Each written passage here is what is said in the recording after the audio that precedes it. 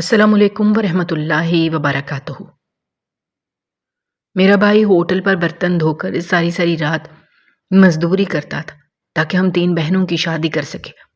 ایک روز ہوٹل پر ڈاکوؤں نے فائرنگ کر دی اور میرا بھائی موقع پر ہی دم توڑ گیا۔ بھائی کی موت کے بعد کسی نے ہم یتیموں کی خبر نہ لی۔ مجبوراً میں رات کو غلط کام کے لیے گھر سے نکلی تاکہ اپنی اندھی ماں اور بہنوں کا پیٹ بھر سکوں، مگر میرے پاس جو گاڑی آ کر رکی اس میں سے اترنے والے شخص کو دیکھ کر میں چلا اٹھی، کیونکہ صبح آنکھ کھلتے ہی میں نے اپنے بھائی کو جلدی جلدی تیار ہو کر کام کے لیے جاتے دیکھا تو آنکھیں مسلتے ہوئے اسے پوچھ بیٹھی کہ کیا بات ہے، تم تو 10 بجے سے پہلے نہیں جاتے، آج جلدی کیوں جا رہے ہو؟ وہ مسکرا کر میری طرف مڑا اور کہنے لگا، باجی جان، آج ہوٹل میں بہت زیادہ کام ہے، ایک بڑی سی دعوت رکھی گئی ہے، اس لیے ہمیں جلدی بلایا ہے۔ آج ایک خوشی کی خبر یہ ہے کہ ہمیں بھی کھانا ملے گا۔ کہا گیا ہے کہ جو کھانا بچے گا وہ مزدوروں کو دے دیا جائے گا۔ میں ویسے بھی سارے ہوٹل کے برتن دھوتا ہوں، اس لیے مجھے بھی سیٹھ نے کہا ہے کہ تم بھی دیر تک ٹھہرنا، آج کافی لوگوں کی دعوت ہوٹل میں منعقد کی گئی ہے، اس لیے تمہیں بھی کھانا دیا جائے گا۔ باجی جان، آج کافی عرصے بعد ہم بہت اچھا کھانا گھر میں کھائیں گے۔ آج ہماری عید ہے۔ وہ بہت زیادہ خوش نظر آ رہا تھا اور اس کی یہ بات سن کر میں بھی خوش ہو گئی۔ جلدی جلدی امی اور بہنوں کو بتانے کے لیے چلی گئی کہ آج گھر میں کھانا نہیں پکے گا، یعنی سودا صرف لانے کی ٹینشن بھی نہیں ہوگی، ورنہ روز کی یہی پریشانی ہوتی تھی کہ کیا پکائیں۔ صرف بھائی ہی کمانے والا تھا اور کھانے والے 4 جنے تھے، ہم 3 بہنیں اور ہماری اندھی ماں۔ لیکن بھائی بہت محنت کرتا تھا، ہم سب سے بڑا تھا، ہمیں پھر بھی باجی جان کہہ کر پکارتا تھا۔ ہمیں بھی اس سے بہت محبت تھی، اور جب میں اس کی یہ بات سنی کہ آج اسے کھانا ملے گا تو کافی عرصے بعد میرے چہرے پر بھی مسکراہٹ کھل گئی، ورنہ ہم سب کو ایک وقت کا کھانا نصیب ہوتا تھا اور کبھی کبھی تو فاقے بھی ہو جاتے، بھوکے پیٹ سونا پڑتا۔ اس نے خبر ہی ایسی سنائی تھی کہ میں دل جمی سے پورا گھر صاف کرنے لگی۔ دوپہر تک میرا سارا کام ہو گیا تو میں ٹہلنے لگی کہ کب میرا بھائی آئے گا، حالانکہ اس نے مجھے بتایا تھا کہ شام کو اس کی جلدی چھٹی ہو جائے گی، اس لیے وہ آ جائے گا اور پھر ہم مل کر کھانا کھائیں گے۔ اس نے وعدہ کیا تھا کہ آج وہ اتنا کھانا لائے گا کہ 3 دن آرام سے نکل جائیں گے۔ خوشی کے مارے ہمیں کچھ سوج ہی نہیں رہا تھا، اس لیے میں امی کے پاس جا کر بیٹھ گئی اور کہنے لگی کہ امی، بھائی کب آئے گا؟ آج تو بھوکے نہ ہوتے ہوئے بھی ایسا محسوس ہو رہا تھا جیسے کافی عرصے سے کھانا نہیں کھایا۔ میری ماں نبینا تھی، میرے سر پر شفقت سے ہاتھ رکھا اور کہنے لگی، بیٹا، اس کی زندگی کے لیے دعا کیا کرو، وہ ہے تو ہماری زندگی میں رونق ہے، ہمارا اتنا خیال رکھتا ہے، ورنہ تمہارے بابا جب سے گئے ہیں مجھے ایسا لگتا تھا کہ سب کچھ ختم ہو گیا ہے۔ وہ بہت جلد میرا سمجھدار بچہ بن گیا اور ساری ذمہ داری اپنے کندھوں پر اٹھا لی۔ اگر ایسا نہ ہوتا تو ہم کب کے ٹوٹ کر بکھر چکے ہوتے۔ امی کی بات سن کر میں نے بھی ان کی تائید کی کہ واقعی میں بھائی بہت زیادہ فرما بردار اور اطاعت گزار ثابت ہوا تھا۔ ابو کی ساری خصلتیں اس میں آئی تھیں۔ ہمارا گھرانہ ایک ہنستا کھیلتا گھرانہ تھا، لیکن ابو کی وفات کے بعد سب کچھ بدل گیا تھا۔ خیر، امی کی یہ بات سن کر میں ادھر سے ادھر ٹہلنے لگی اور بار بار گھڑی کی طرف نظر دوڑاتی۔ جیسے ہی شام کے 4 بجے تو دروازہ زور زور سے بجنے لگا۔ نہ جانے کیوں، لیکن اس طرح کی دستک سننے کی میں عادی نہیں تھی۔ بس ایک بار پہلے زندگی میں جب میں 10 سال کی تھی تب ایسی دستک سنی تھی اور پتہ چلا تھا کہ ابو گزر گئے، اور آج پھر ایسی ہی دستک ہوئی۔ مجھے کچھ سمجھ نہ آیا، بس گھبرا گئی اور چھوٹی بہن سے کہا کہ جاؤ جا کر دروازہ کھولو، حالانکہ بھائی کے آنے کا انتظار سب سے پہلے مجھے ہی تھا۔ وہ مجھ سے بڑا تھا اور اس کے بعد میں تھی اور میری 2 چھوٹی اور بہنیں تھیں، اور ہماری نبینا والدہ ہمارے ساتھ تھی۔ چھوٹی بہن نے پہلے مجھے حیرت سے دیکھا، کہنے لگی، بچو، آپ تو صبح سے بھیا کا انتظار کر رہی ہیں، لیکن ابو سے دروازہ کھولنے کیوں نہیں جا رہی؟ میں اسے کیا بتاتی کہ میرا دل زور زور سے دھڑک رہا ہے اور کسی انہونی کی طرف اشارہ کر رہا ہے۔ میں نے اس سے کہا کہ تم باتیں نہ بناؤ، جلدی سے دروازہ کھولو، شاید وہ کھڑے کھڑے تھک گیا ہوگا، اس کے ہاتھ میں سامان ہوگا، وزن ہوگا، درد ہو رہا ہوگا۔ میں نہ جانے اور بھی کیا کچھ کہتی رہی۔ تھوڑی ہی دیر بعد چھوٹی بہن گھبرائی ہوئی اندر آئی اور کہنے لگی بجو ایک بچہ آیا ہے، کہہ رہا ہے اپنی بڑی بہن کو بلاؤ، باجی جان سے بات کرنی ہے۔ یہ سنتے ہی میرے پیروں تلے سے زمین نکل گئی اور میرے پاؤں کانپنے لگے۔ میرے ذہن میں جو سوچ دوڑ رہی تھی کہیں وہ حقیقت نہ بن جائے۔ میں ڈرتے ڈرتے دروازے پر گئی اور اس بچے سے پوچھنے لگی کہ میرا بھائی کہاں ہے؟ اس نے مجھے کہا تھا کہ وہ جلدی آئے گا، ہمارے لیے کھانا لے کر آئے گا، وہ کہاں رہ گیا ہے؟ تب اس بچے نے مجھے کہا باجی جان آپ کو ہوٹل کے سیٹھ بلا رہے ہیں، آپ کے بھائی کا انتقال ہو گیا ہے۔ یہ سنتے ہی میں وہیں بیٹھ کر زور زور سے رونے لگی کہ میری بہنیں اور امی آ گئی، اور جو خبر انہیں سنائی تو ہمارے پورے گھر میں رونے کی آوازیں گونجنے لگیں۔ مجھے یقین نہیں آ رہا تھا کہ ہمارے گھر کا واحد سہارا ایسے کیسے چلا گیا۔ صبح تو وہ بہت خوش تھا، اسے اس بات کی اتنی خوشی تھی کہ آج وہ اپنی بہنوں کو اچھا کھانا کھلا سکے گا، اس لیے صبح سویرے وہ جلدی چلا گیا تھا کہ وہ جلدی جائے گا تو جلدی واپس آئے گا۔ لیکن ہمیں کیا پتا تھا کہ اس کی خوشی ادھوری رہ جائے گی، اور واپس کیا آئے گا؟ واپس تو اس کی لاش آئے گی۔ وہ گیا تو 2 پیروں پر چل کر تھا، لیکن واپس آیا تو 4 کندھوں پر آیا تھا۔ میری ہچکی بدھ گئی تھی۔ میں نے اس بچے سے کہا کہ میرے بھائی کو ایسا کیا ہوا؟ یہ پوچھتے ہوئے میری آواز بھی نہیں نکل رہی تھی۔ میں بے حد رو رہی تھی۔ میری نبینہ والدہ بار بار بے ہوش ہو رہی تھی۔ انہیں اندازہ ہی نہیں تھا کہ انہیں اپنی زندگی میں اتنا درد ملے گا۔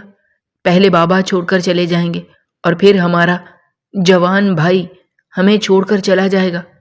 رو رو کر ہمارا برا حال ہو گیا تھا۔ اس بچے نے ہمیں بتایا کہ باجی جان دعوت میں کچھ گنڈے گھسائے تھے، انہوں نے ایک دوسرے سے تلخ کلامی پر فائرنگ کر دی۔ آپ کا بھائی وہیں سب کو کھانا پیش کر رہا تھا، فائرنگ کی زد میں آ گیا، موقع پر ہی دم توڑ گیا۔ گولی اس کے دل میں لگی اور اس کا دل موقع پر ہی پھٹ گیا، وہ جانبر نہ ہو سکا۔ سیٹھ نے بہت کوشش کی کہ اسے اسپتال لے جایا جائے، لیکن اس کا سانس ہاسپٹل لے جانے سے پہلے ہی بند ہو چکا تھا۔ اب ہمارے حالات ایک بار پھر ویسے ہو گئے جیسے بابا کی وفات کے بعد ہو گئے تھے۔ امی کو تو جیسے کچھ ہوش ہی نہیں تھا۔ گھر کا سارا دار و مدار میرے کندھوں پر آ گیا تھا۔ میرے بھائی کی وفات کے وقت پڑوسیوں نے خیال کیا، اس کی میت کا کھانا اکٹھے ملا کر دیا تھا، لیکن آخر کب تک وہ لوگ ہمارا ساتھ دیتے؟ بھائی کی وفات کو 10 دن ہو گئے تھے اور پچھلے 2 دنوں سے ہم نے ڈھنگ سے کھانا بھی نہیں کھایا تھا۔ کسی کو کھانے کا ہوش بھی نہیں تھا، لیکن انسان کی زندگی کی ضروریات اس کے ساتھ چلتی رہتی ہیں، کسی کے جانے سے رکتی نہیں ہیں۔ ہمارے ساتھ بھی یہی ہوا تھا۔ میری 2 بہنیں اور امی بھوک سے بے حال ہو رہی تھیں اور مجھ سے ان کی بھوک دیکھی نہیں جا رہی تھی۔ یہاں تک کہ ساری رات میں سوچتی رہی کہ میں کیا کام کروں۔ پڑھائی لکھائی میں میری کچھ تھی نہیں اور کوئی ہنر بھی نہیں سیکھا تھا۔ بابا کی وفات پر جب میں چھوٹی تھی تب ہی ہو گئی تھی، اس لیے امی کا دھیان اس طرف گیا ہی نہیں تھا۔ اب بہت افسوس ہو رہا تھا کہ شاید کچھ پڑھ لکھ لیتی یا ہنر ہی کوئی ہاتھ میں ہوتا، سلائی کڑھائی ہی گھر میں کر لیتی۔ دن رات انہی سوچوں میں مگن رہتی اور گھر میں پڑے پڑے ہم ایک دوسرے سے لڑنے لگتے۔ حالات ہی ایسے ہو گئے تھے، لگتا تھا زندگی جیسے ختم ہو گئی ہے یا ایک جگہ رک سی گئی ہے۔ بھائی تھا تو امید تھی کہ زندگی میں کچھ بہتری آئے گی، اور ہم اکثر ایک ساتھ بیٹھ کر یہی بات کیا کرتے تھے۔ وہ مجھ سے کہتا تھا باجی جان تم دیکھنا، میں جتنی محنت کر رہا ہوں نا، ایک دن ایسا آئے گا کہ ہم آرام کر رہے ہوں گے اور ہمارے گھر میں نوکر چاکر پھر رہے ہوں گے، اتنا کماؤں گا کہ تم لوگوں کی بھی اچھی جگہ شادی کر دوں گا اور پھر خود کا بھی گھر بساؤں گا۔ اس کی سوچ بہت اچھی تھی۔ میں اب اسے اکثر یاد کر کے رو پڑتی۔ وہ کہتا کہ میرے ہوتے ہوئے تم لوگوں کو کام کرنے کی کوئی ضرورت نہیں ہے، تمہارا بھائی موجود ہے نا اپنے کندھوں پر ذمہ داری اٹھانے کے لیے، تو پھر کیا ضرورت ہے باہر نکل کر کام کرنے کی۔ اس کی یاد آتے ہی میری آنکھوں سے آنسو بہنے لگتے، اور امی کو تو جیسے ارد گرد کا کوئی ہوش ہی نہیں تھا۔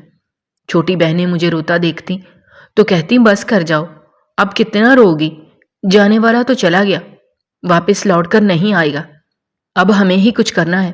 میں ان کی طرف دیکھ کر کہتی واقعی اب ہم بہنوں کو ہی کچھ کرنا پڑے گا، لیکن میں تمہاری بڑی بہن ہوں، مجھے اس بارے میں بہت زیادہ خیال آتے ہیں، تم لوگ فکر مت کرو، ہمارے حالات ضرور بدلیں گے۔ اور میں بھائی کی جگہ محنت مشقت کر کے کچھ نہ کچھ کر ہی لوں گی۔ میں گھر کے باہر صحن میں بیٹھی اسی سوچ میں مگن تھی کہ اب مجھے ایسا کیا کرنا چاہیے کہ ہمارے گھر کا دھندا پانی چلتا رہے اور سب کچھ پہلے کی طرح ہو جائے۔ بھائی جب تھا تب خوشحالی نہیں تھی، لیکن ایک سکون تھا، اور اب سکون بھی مقفود ہو گیا تھا، اور خوشحالی تو پہلے ہی ہمارے گھر سے روٹھی ہوئی تھی۔ میری آنکھوں سے بے تحاشا آنسو نکل رہے تھے۔ سوچ سے تب باہر آئی جب اچانک گھر کے اندر سے چیخوں کی آواز آئی۔ بھاگ کر دیکھا تو کیا دیکھتی ہوں کہ اماں دونوں چھوٹی بہنوں کا گلا دبا رہی ہیں، بلند آواز سے روتی چلی جا رہی ہیں، کہہ رہی ہیں تم لوگوں کا خاتمہ ہی کر دیتی ہوں، پھر خود کو بھی مار دیتی ہوں، تو ہمارے یہ برے دن اور غربت بھی خود اپنے آپ ہی مر جائے گی۔ اللہ نے میری آنکھیں بھی مجھ سے چھین لی ہیں، جو میں کچھ ہاتھ پیر ہلا کر اپنے لیے اور تمہارے لیے سکوں۔ شاید تم لوگوں کو پیدا کرنا ہی میرا بہت بڑا جرم بن گیا ہے۔ ان کی بات سن کر مجھے رونا آ گیا۔ میں نے سب سے پہلے جا کر اپنی دونوں چھوٹی بہنوں کو چھڑایا اور امی کو جھنجھوڑ کر ہوش دلانے لگی کہ امی کیا کر رہی ہیں آپ؟ کچھ تو احساس کریں، چھوٹی بہنیں ہیں، آپ کیا خودکشی کریں گی اور انہیں قتل کر کے اللہ کے آگے کیا جواب دیں گی؟ تب میری ماں اس دن اتنا روئی تھی کہ اسے دیکھ کر ہم بھی کافی دیر تک روتے رہے تھے۔ میں نے اپنے آنسو صاف کیے اور پھر کہا کہ آپ سب کو مجھ پر بھروسہ کرنا چاہیے۔ اب گھر کی ساری ذمہ داری مجھ پر ہے، تو مجھے ہی کچھ کرنا ہوگا۔ انہیں وہیں چھوڑ کر میں اپنی پڑوسن نائلہ کے پاس آ گئی، جو اس وقت میک اپ کر کے تیار ہو رہی تھی۔ مجھے دیکھ کر مسکرا دی، کہنے لگی دیکھا، میں نے کہا تھا نا، جو کام تمہیں میں بتا رہی ہوں وہ سب سے آسان ہے، اس میں کوئی زیادہ محنت بھی نہیں لگتی اور پیسے بھی ملتے ہیں۔ کیا تم تیار ہو؟ آج میرے ساتھ چلو گی کیا؟ میں نے خوفزدہ نگاہوں سے اس کی طرف دیکھا اور کہنے لگی کہ مجھے کچھ بھی نہیں پتا میں کیا کروں گی، لیکن مجھے صرف اتنا پتا تھا کہ مجھے اپنی نبینہ ماں اور چھوٹی بہنوں کا پیٹ بھرنا ہے، اس کے علاوہ میں اور کچھ بھی نہیں جانتی۔ حلال یا حرام، کس چیز کی کوئی تمیز اب مجھے نہیں رہی۔ میں تمہارے ساتھ جاؤں گی اور جو تم کہو گی میں وہ کروں گی۔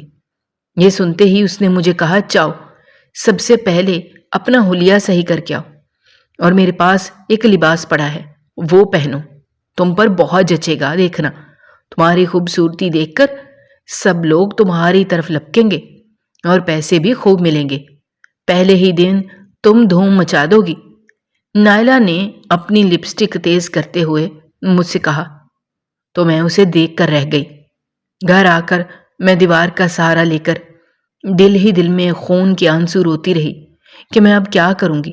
میں نے کبھی زندگی میں نہیں سوچا تھا کہ میں غلط راہوں پر چل پڑوں گی، لیکن میرے پاس اس کے علاوہ اور کوئی راستہ بھی تو نہیں تھا، نہ پڑھائی تھی نہ ہنر تھا کہ جس کی بنا پر میں اپنے بل بوتے پر کچھ کر سکوں۔ اب مجھے نائلہ کے کہنے پر ہی عمل کرنا تھا۔ میں نے جلدی جلدی منہ دھویا، کپڑے بدلے اور اس کے پاس آ کر اس کا دیا ہوا لباس پہنا، بڑی سی چادر لی اور اس کے ساتھ چل دی۔ اس نے مجھے سمجھایا کہ تمہیں کچھ بھی نہیں کرنا، بس میں تمہیں ایسے علاقے میں لے جاؤں گی جہاں شام ہوتے ہی تمہیں اپنی ادائیں دکھانی ہیں، فل میک اپ کر کر سڑک پر کھڑے ہو جانا ہے، دیکھنا تمہیں کوئی نہ کوئی گاہک تو ضرور مل جائے گا۔ میں اس کی طرف ہونکوں کی طرح دیکھنے لگی کہ یہ مجھے کیا کہہ رہی ہے۔ تب مجھے احساس ہوا کہ وہ تو مجھے وہی کچھ کہہ رہی ہے جو کچھ میں نے اس سے کرنے کی حامی بھری ہے۔ میری آنکھوں میں بار بار آنسو آتے، جسے میں اپنے ہاتھوں کی پشت سے صاف کر لیتی اور اللہ سے دعا کرتی کہ اللہ تو نے میرے لیے کوئی راستہ بنا دے، میں ان راہوں پر نہیں چلنا چاہتی، نہ تیری گناہگار ہونا چاہتی ہوں۔ میرے بھائی کو مجھ پر بڑا مان تھا، باجی جان کہا کرتا تھا۔ راستے میں ہر قدم پر اس کی آنکھیں میرے سامنے آ جاتی اور مجھے احساس ہوتا کہ میں غلط کر رہی ہوں، لیکن پھر میری نبینہ ماں اور چھوٹی بہنیں بھی میرے سامنے آ جاتی۔ میں نے ان سے وعدہ کیا تھا کہ میں ضرور کچھ نہ کچھ کروں گی، ہمارے دن اچھے ہو جائیں گے۔ اب ان سے کیے ہوئے وعدے سے کیسے پھر سکتی تھی؟ نائلہ مجھے بار بار حوصلہ دیتی کہ شروع میں انسان کو ڈر لگتا ہے، لیکن پھر عادت ہو جاتی ہے۔ تمہیں بھی اپنی عادت بنانی پڑے گی، دل کو مضبوط کرنا پڑے گا۔ اگر آپ اپنے حالات کو سدھارنا چاہتی ہو، ہمارے گھر میں بھی تمہاری طرح فاقے ہوتے تھے، پھر ہمیں یہ سب سے آسان طریقہ لگا، اور اب دیکھو ہم روپاؤں میں کھیلتے ہیں۔ یہ سارے جوڑے میں نے اسی لیے لیے ہیں تاکہ اور زیادہ پیسے کما سکوں۔ تم لگ بھی بہت پیاری رہی ہو، دیکھنا تمہارے پاس بھی روپے پیسے کی ریل ہوگی۔ اس کی بات سن کر مجھے حوصلہ ہوتا، لیکن اگلے ہی لمحے میرا دل ڈوبنے لگتا کہ کبھی زندگی میں کوئی غلط کام نہیں کیا تھا، اور اب کرنے جا رہی تھی تو ایسا لگ رہا تھا جیسے بہت کچھ غلط کر رہی ہوں، اور اپنی ماں کا اعتماد توڑ رہی ہوں، اپنی بہنوں کو غلط سبق دے رہی ہوں۔ لیکن اگلے ہی لمحے میری مجبوریاں مجھ پر ہنس کر کہتی، دیکھو کتنی بڑی بڑی باتیں کر رہی تھی، اب عمل کرنے کا وقت آیا ہے تو پیچھے ہٹ رہی ہو۔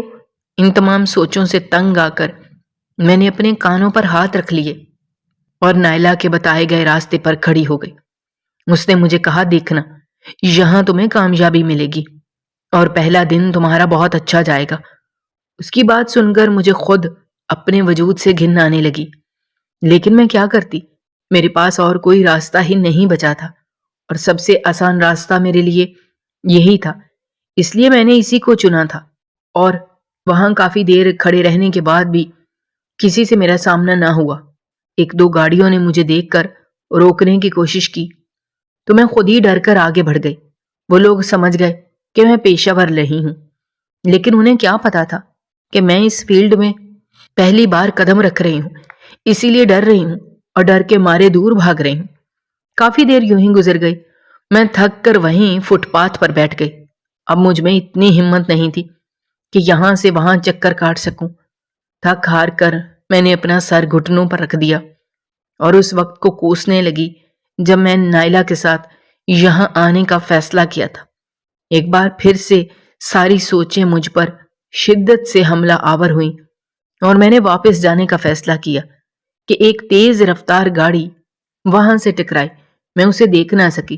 اس سے پہلے کہ میں گرتی، اس گاڑی نے بریک مار دیے، اور میں نے اپنے دل کو تھام لیا کہ ابھی میری ذرا سی بے احتیاطی سے میری موت ہو جاتی۔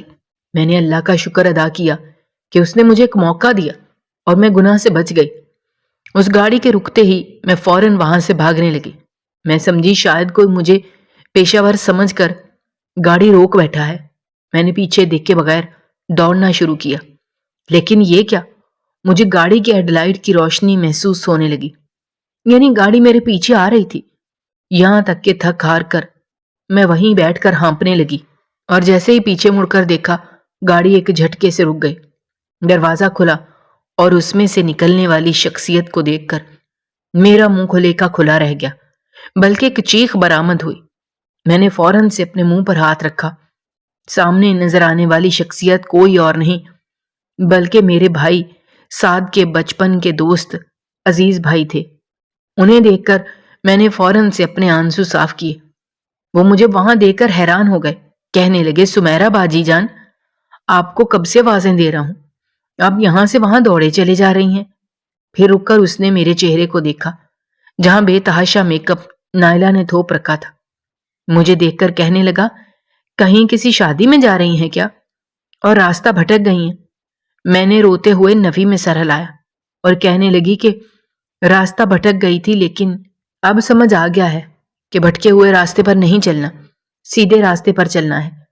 میری بات پر اس نے نہ سمجھی سے میری طرف دیکھا اور کہنے لگا، سعد کہاں ہے؟ آج کل نظر ہی نہیں آ رہا، ہوٹل بھی گیا تھا تو دکھا ہی نہیں۔ کافی دیر کھڑا رہ کر واپس آ گیا۔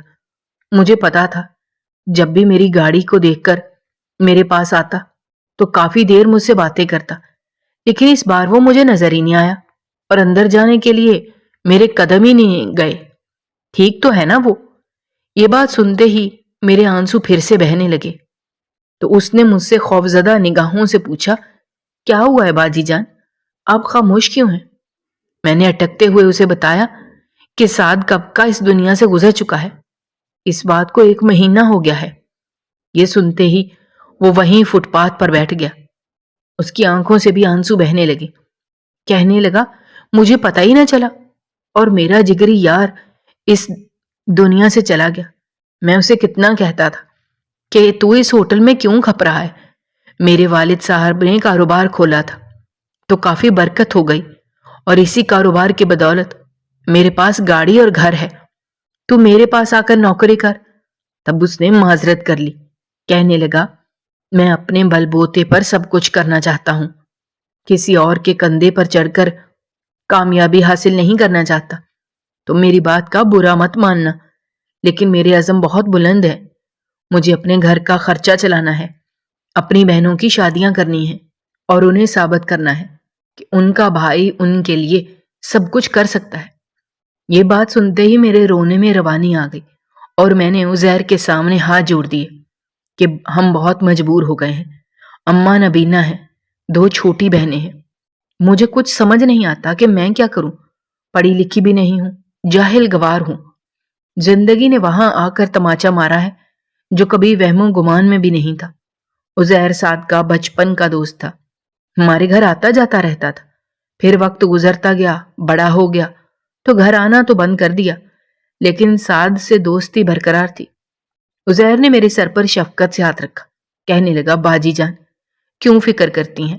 سعد چلا گیا ہے لیکن عزیر تو زندہ ہے نا، وہ آپ لوگوں کو کبھی بھی تنہا نہیں چھوڑے گا۔ بس آپ مجھ سے ایک وعدہ کریں، کبھی بھی مایوس نہیں ہوں گی اور مایوس ہو کر کوئی ایسا قدم نہیں اٹھائیں گی جس کے بعد آپ کو پچھتانا پڑے۔ شاید وہ میرے حلیے سے سمجھ گیا تھا کہ میں کیا کرنے جا رہی تھی۔ میں نے اپنے آنسو صاف کیے اور اس سے کہنے لگی کہ مجھے اللہ نے سیدھا راستہ دکھا دیا ہے، یہ شاید میری مدد کے لیے تمہیں بھیجا ہے۔ میری بات سن کر وہ مسکرانے لگا، کہنے لگا واقعی میں آپ کی مدد کے لیے ہی یہاں آیا ہوں، ورنہ میں اس راستے سے کبھی بھی نہیں گزرتا۔ میرے دل میں بار بار خیال آ رہا تھا کہ اس راستے سے جاؤں، شاید کسی سے ملاقات ہونے والی ہے، اور دیکھیں اللہ نے آپ سے ملاقات کروا دی۔ اصل میں میرے پاس آپ کے لیے ایک امانت موجود ہے۔ سعد کو جب پتا چلا کہ والد صاحب نے کپڑے کا جو کاروبار کھولا ہے اس میں کافی برکت ہوئی ہے اور رزق میں فراوانی ہوئی ہے، تو اس نے مجھ سے بات کی تھی کہ وہ اپنی تنخواہ میں سے 3 حصہ مجھے میرے کاروبار میں لگانے کے لیے دے گا۔ ہر مہینے وہ ایسا ہی کرتا تھا۔ پچھلے 1 سال سے میں اس کے ساتھ رابطے میں تھا۔ یہ تو چند مہینے پہلے مجھے ملک سے باہر جانا پڑا، اس لیے میں اس کی خبر گیری نہ کر سکا۔ اصل میں میرے لیے آپ کے پاس ایک خوشخبری ہے۔ سعد کے ہر مہینے کی دی گئی معمولی سی رقم کو میں نے جمع کر کے کاروبار میں لگا دیا ہے۔ اللہ کے فضل و کرم سے اور سعد کی شاید نیک نیتی تھی، اس لیے کاروبار میں کافی برکت ہوئی ہے۔ اب وقت آ گیا ہے کہ اس کاروبار کو اس کے اصل مالک کے حوالے کر دیا جائے۔ ہر مہینے کا منافع آپ کو دے دیا جائے گا۔ آپ لوگوں کی مدد کرنے کے لیے میں بذات خود اس کاروبار کو دیکھوں گا۔ آپ کے بھائی نے آپ کے لیے پہلے سے انتظام کر رکھا ہے، بس میری کوتاہی تھی کہ میں آپ لوگوں کو بتا نہ سکا۔ مجھے لگا تھا شاید وہ زندہ ہے، اس لیے ہی اسے ہی خوشخبری دوں گا۔ جو پچھلے 1 سال سے اس نے سرمایہ کی رقم مجھے اپنی تنخواہ سے پیٹ کاٹ کر فراہم کی تھی، اس کا پھل اسے ملنے والا ہے، اور اب دیکھیں اس کا پھل تو آپ لوگ ضرور کھائیں گے، لیکن پھل کھاتے ہوئے آپ کو دیکھ کر خوش ہونے والا اس دنیا سے چلا گیا۔ ایک بار پھر سے میری آنکھیں گیلی ہونے لگیں۔ سعد کا ذکر ہی ایسا ذکر تھا جس پر جتنا رویا جائے کم ہے۔ عزیر نے مجھے کہا باجی جان آپ میری گاڑی میں آ جائیں، میں آپ کو گھر چھوڑ دیتا ہوں۔ میں نے سب سے پہلے اپنے پاس موجود ٹیشو سے اپنا سارا میک اپ صاف کیا، عزیر سے پانی لے کر اپنا منہ دھویا اور اچھی طرح چادر لپیٹ کر بیٹھ گئی۔ گھر جا کر سجدے میں گر گئی، اللہ سے رو رو کر دعائیں مانگنے لگی کہ یا اللہ مجھے معاف فرما دے، میں غلط راہ پر چلنے والی تھی لیکن تو نے مجھے بچا لیا۔ بے شک تو ہی بچانے والا ہے، بس مجھے آگے بھی ثابت قدم رکھنا اور کبھی بھی برے حالات میں بھی مجھے اس چیز کا خیال نہ آئے۔ ابھی میں دعا میں مصروف ہی تھی کہ عزیر نے اس دوران امی کو ساری بات بتا دی تھی۔ امی کو بھی یقین نہیں آیا تھا وہ بھی مسلسل سعد کو یاد کر کے رو رہی تھی۔ ان کی آنکھوں سے بھی آنسو مسلسل بہ رہے تھے۔ اس دوران دروازہ بجا، جا کر کھولا تو کیا دیکھتی ہوں، نائلہ کھڑی مجھ پر برہم ہو رہی تھی۔ کہہ رہی تھی تم وہاں سے کیوں آ گئی؟ میں نے اسے کہا میں کبھی بھی غلط راستے پر نہیں چل سکتی۔ یہ شارٹ کٹ کا راستہ تمہیں ہی مبارک ہو، میرے اللہ نے مجھے بچا لیا ہے، اور آئندہ کبھی میرے گھر نہ آنا۔ یہ سنتے ہی اس نے مجھے برا بھلا کہنا شروع کر دیا، لیکن مجھے کوئی فرق نہیں پڑتا تھا۔ میں نے دروازہ بند کر دیا۔ عزیر ہماری ساری باتیں سن چکا تھا۔ کہنے لگا باجی جان، کبھی بھی کسی چیز کی ضرورت ہو تو مجھے بلا کر بلا جھجک کہیے گا۔ میں نے اس مہینے کا منافع آپ کی امی کو دے دیا ہے۔ انشاءاللہ آپ کو مہینے پر کوئی تکلیف نہیں ہوگی۔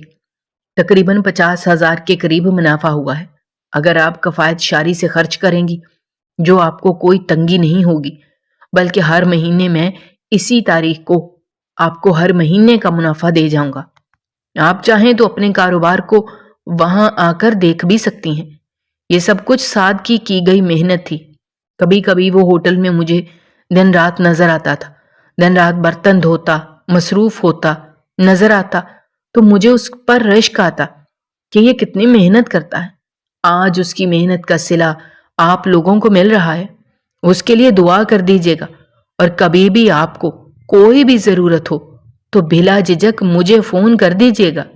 اس کے علاوہ میں آپ سے یہ کہنا چاہتا ہوں کہ ان پیسوں میں سے پیسے بچا کر اپنی پڑھائی پر بھی خرچ کیجیے، اور اپنی بہنوں کو بھی پڑھائیے کہ تعلیم انسان کے بہت کام آتی ہے۔ تعلیم انسان کو شعور بھی دیتی ہے، غلط راستوں پر چلنے سے بچا لیتی ہے۔ اس کی بات سن کر میں نے سر جھکا لیا۔